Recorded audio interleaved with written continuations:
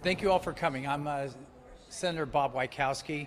Today, we're reasserting California's leadership in the global fight for climate change by announcing our intention with Senate Bill 775 to extend the cap-and-trade system all the way to 2030.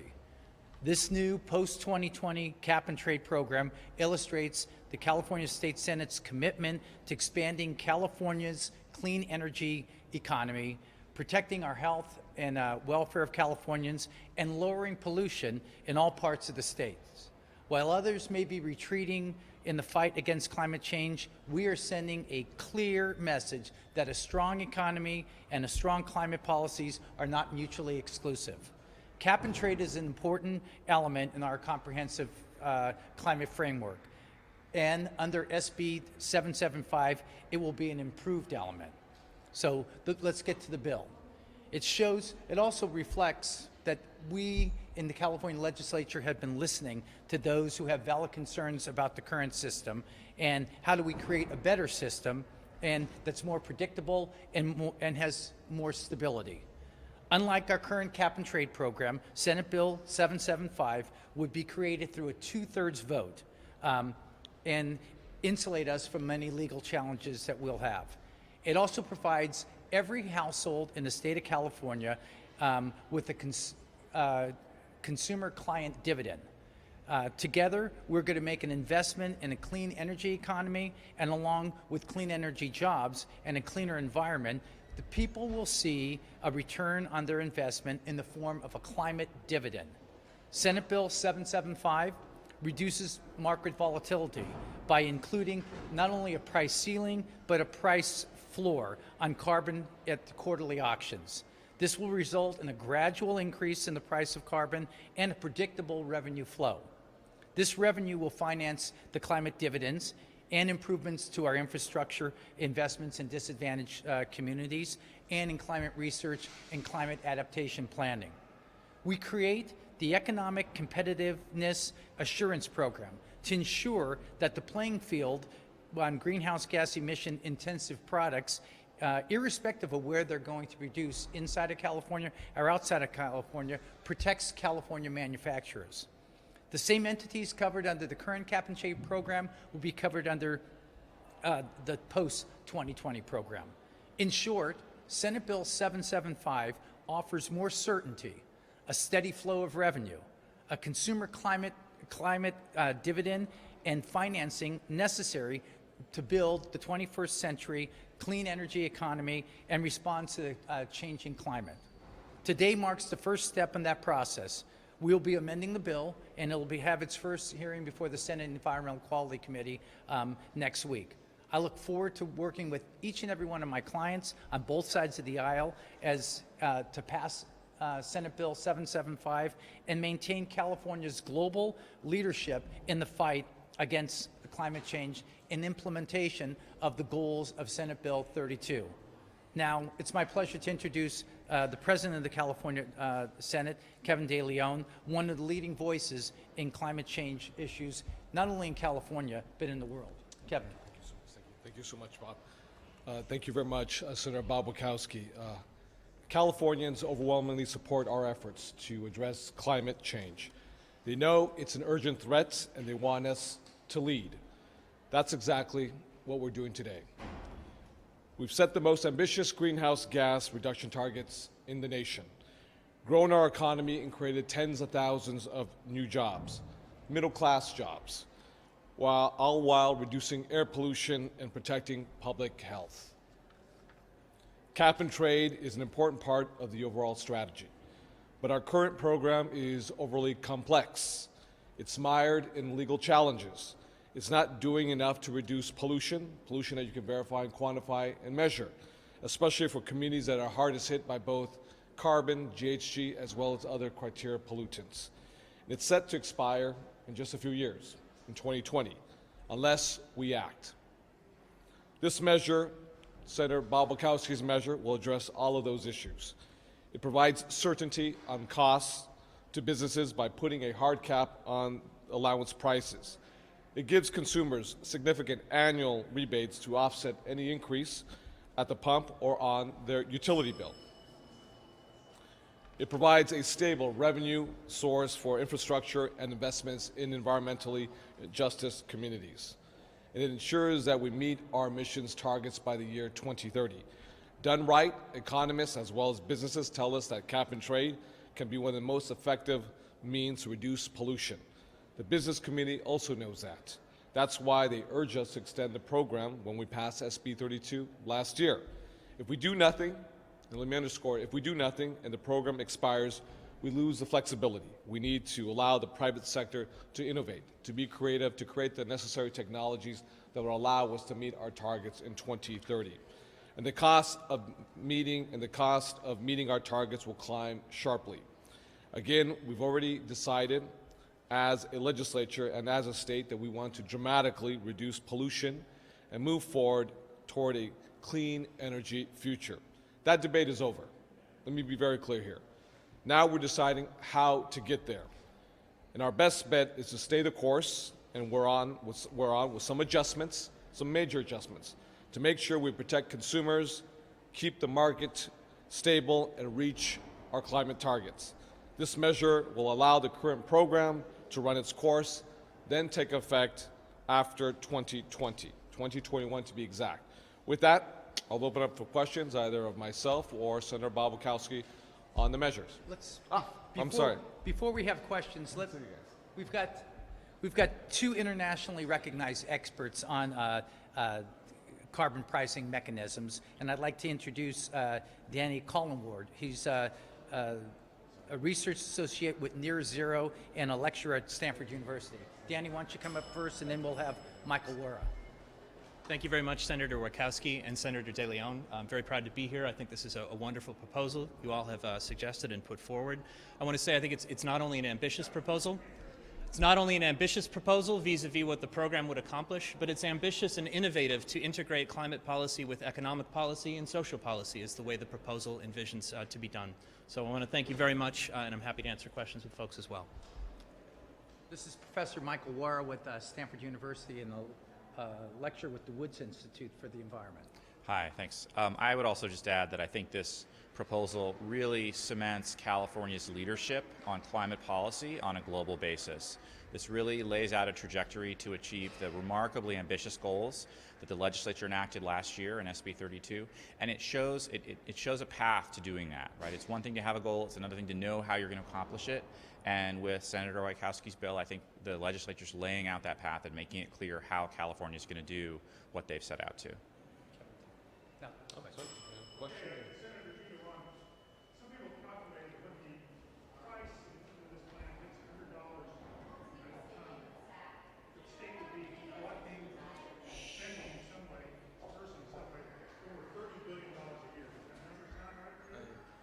Dan, can you say that one more time?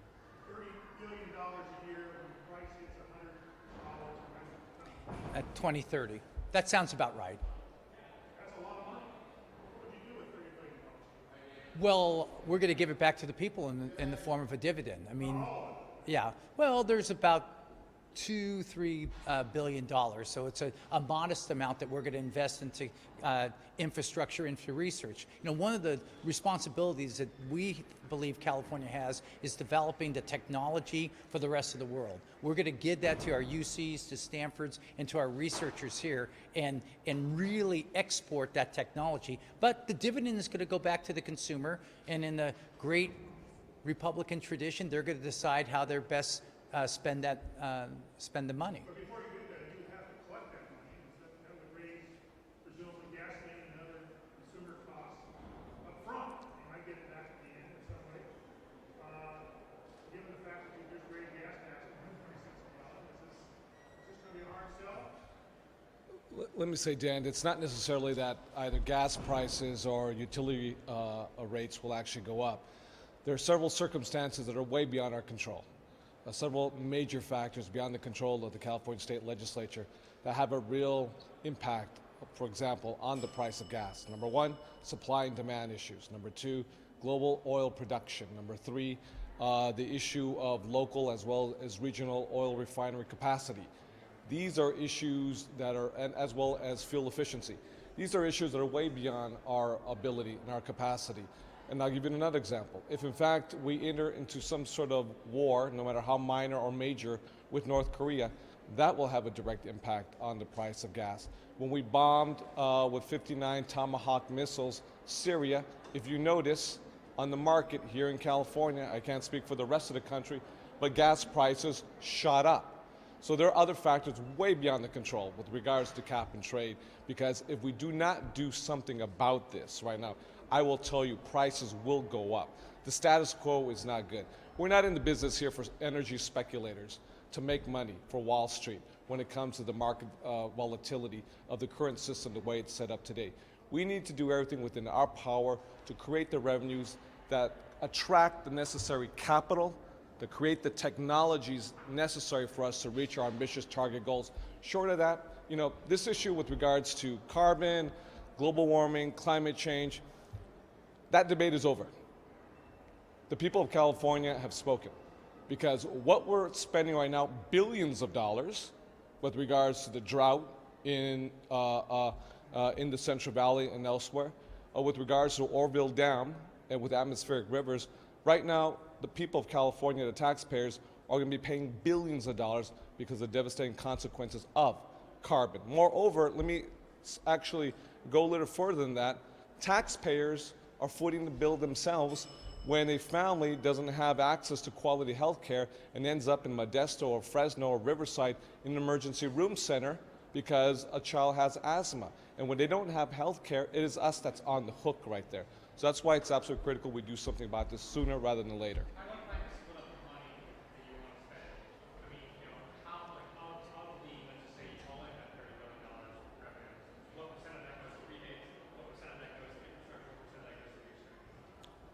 Well, I mean, we're starting off probably about 10% will go for infrastructure, and right now in the form that the bill will look like, it'll be about 10%, and 90% will be for a climate dividend rebate. That is obviously subject to the Senate and to the Assembly. I mean, it's a bill like every other bill I introduce. It starts off, we have hearings, and we get input if people think that that's the right amount.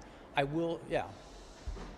Senator Wieckowski, one of your provisions of your bill seems to imply that people who bought these allowances under the current plan would not be able to carry those forward past 2020, even though your resources board encouraged them to buy because they can be carried past 2020. What's happening? Well, that's why we create statutes and the Air Resource Board makes regulations. There's going to be a clean cut on December 31st, 2020. If people are in, as the pro temp has intimated, if you're a speculator in the energy market and was expecting to make a lot of money when the price of carbon went up, then I guess that's we changed your plan. What we want to do is we're not going to give any free allowances, and we're going to run the market and the cap and trade like a real cap and trade market. So they have 3 years. Nothing happens until January 1st, 2021. The market, CARB is running the current program. People can, use their allowances, but once we start fresh on January 1, 2021, we're going to start collecting a different. Kill the auction market between now and 2021 because these credits that people are banking right now, they pay money for, they're going to be worthless as of 2021. I don't believe so. Maybe the economists can correct me, but our goal right now, the regime that we have, is to reduce our greenhouse gases by 33% of what they were in 1990. We sometimes lose track of that we're starting with the polluters, we're starting with the people that are, making it difficult for people to breathe and all the bad effects that we have on carbon emissions. So that's the regulations that we gave to, or that were developed with CARB. Now we're going in and we're taking that and we're putting it into statute. That becomes the law now. It's not we're not negotiating.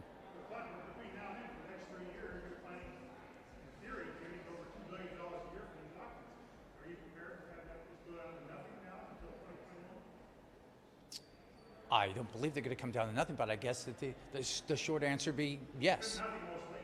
Well, I 3 think out of right 4. Now, well, listen, it's been nothing right now for the past few auctions that we've had right now.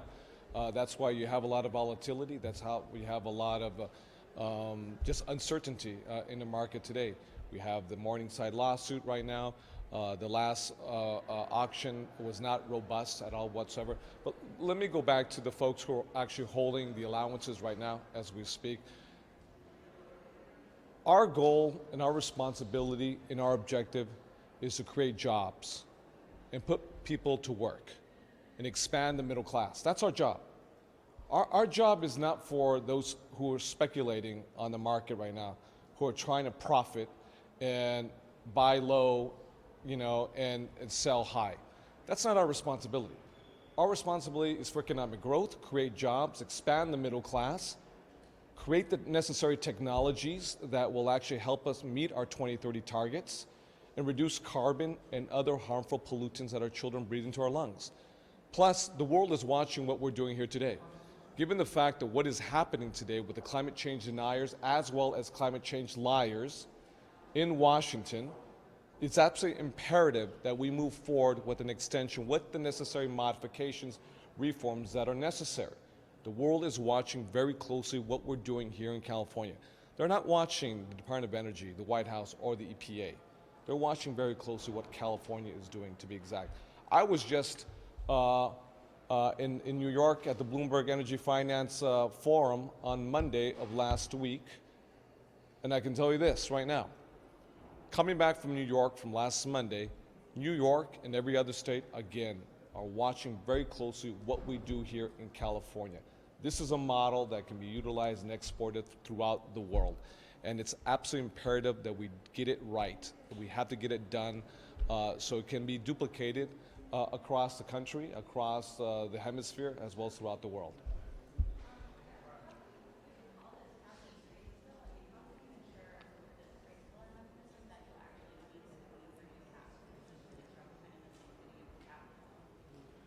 Well, we call it a cap and trade with a collar.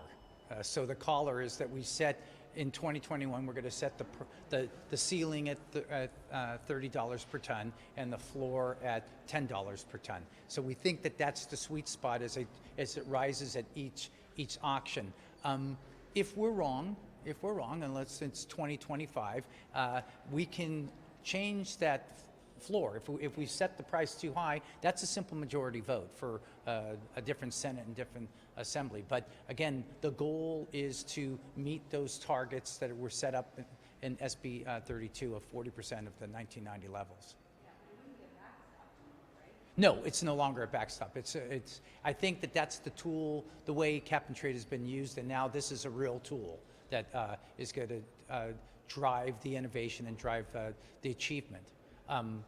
It's also, I think, the anti-competitive bureau that we're set up at CARB, that's really going to give CARB a chance to blossom on behalf of California manufacturers. California manufacturers are going to be able to come in and say, here's this other product that's made somewhere in the world, and you're not capturing their carbon footprint. And that's, once again, not technology, but it's a tool that we're going to be able to export to the rest of the world, because not every country, let alone jurisdiction, has an air resource board like the state of California has. Question on the exporting issue.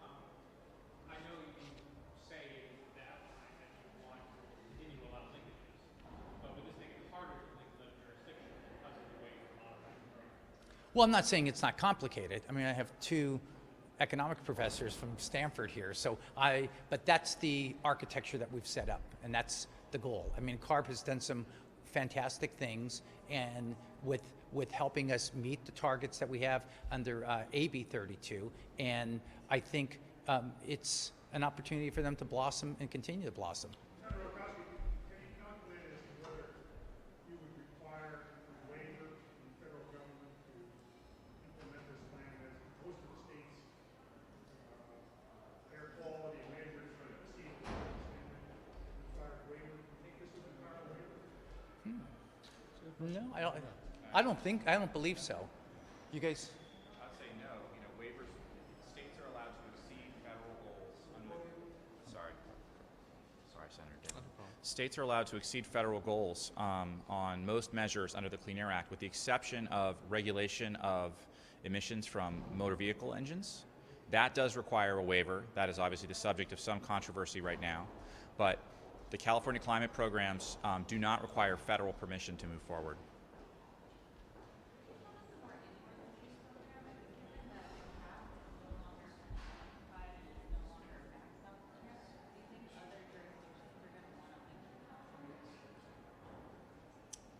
Absolutely. I don't view it as a more inward program. I do think that other jurisdictions, other subnationals, will still want to continue to link with California. I met with the Minister of the Environment just last week from Ontario, Glenn Murray, yes, and we had a very productive meeting. Obviously, they're watching and waiting for California very closely. Obviously, some folks, let me be very clear here. We need to extend this with the necessary reforms, because if not, we go to a command and control. If you go to command and control, a lot of folks do not want the command and control. It's just that simple. For those who espouse the forces or of the market forces, I should say, then this is the way to go about it with the necessary reforms, with the collar, with the cap, as well as the floor. We will continue to work with our partners, whether the provinces, subnationals in Canada, the Germans, the Chinese, as well as the Mexicans. They're here all the time, on this issue with regards to climate and the cap and trade program. We will work closely with them. More than ever, we're coming much closer together, not further apart. There may be some, more minor complications, but this is something that we must get done, because we have a commitment as well to the environmental justice community and for communities that are disproportionately impacted by both carbon as well as other criteria pollutants. So this is something that we're going to have to obviously engage with our friends, our partners, on the other side of the chamber, as well as the governor. But I think if we put our heads together, we can accomplish something. A linkage with a very simple, carbon tax. Obviously that would be much simpler. That'd be easier. It's cleaner, if you will. But we're not into raising taxes here. Yeah.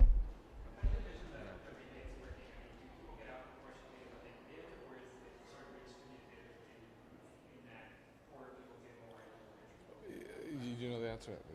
Go ahead. Okay. We have a panel that's set up that's going to advise us.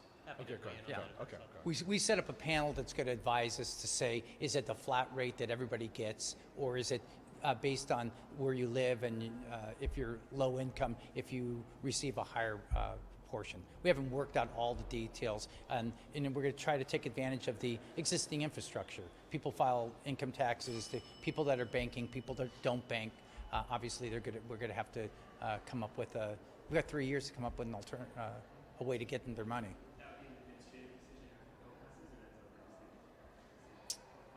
I think it's an administrative decision. It'll be a combination of both.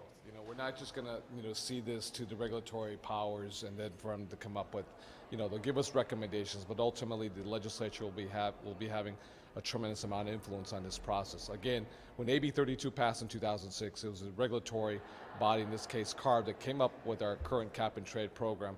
I think what you're witnessing in both the Assembly as well as the Senate is you're witnessing the legislative branch starting to exert more of their influence, power, and authority to making sure we are actually able to fulfill our goals, which again is job growth, putting people to work, actually reduce and measure and quantify reductions, real reductions, and at the same time create the necessary technologies that will help us meet those targets by 2030 for 1990 levels. Okay? Thank you. All right, guys. Thank you very much. Mr. Walters, I met your daughter at the Giants game, by the way.